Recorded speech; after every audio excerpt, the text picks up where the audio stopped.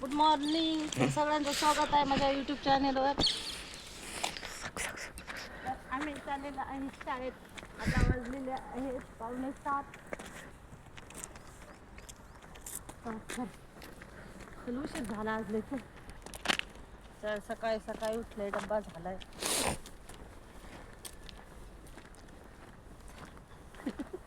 Block मध्ये झालंय.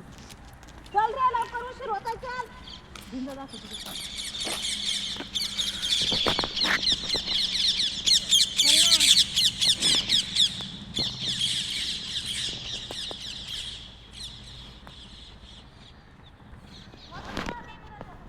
अरे मधून येऊ नको, तिथं घाल सगळं कपड्याला लागतं.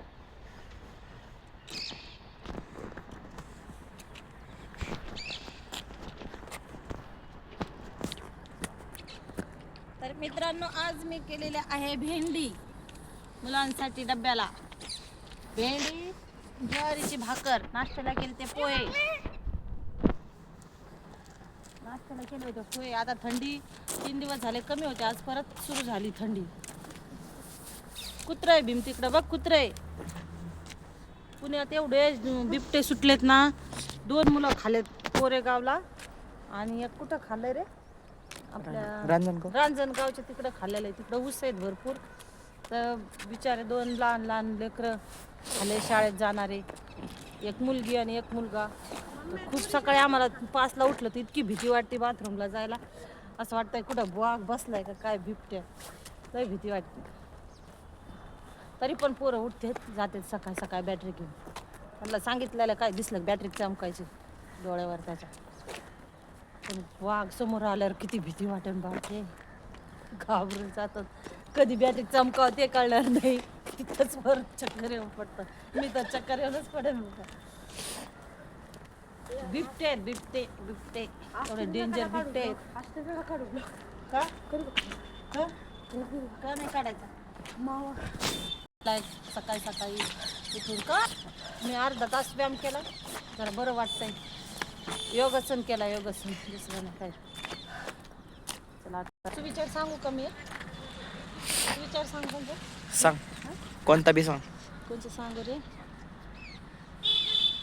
नाही निर्मळ जीवन तर काय करीन साबण. जीवन निर्मळ असेल तर साबण काय करणार आहे? आतून निर्मळ नाही जीवन, आतून घाण आहे आणि वरून साबण लावून काय उपयोग आहे का? काय उपयोग नाही. तर नाही निर्मळ जीवन तर काय करीन साबण. विचारतो योगी तर विचार बसून. चल आता बसील इकडं. थांबणार सुविचार सांगते ना मी. आठव मग तवर स्टॉपवर चल. आमच्या शाळेत लिहायचे रे फळ्यावर असे सुविचार.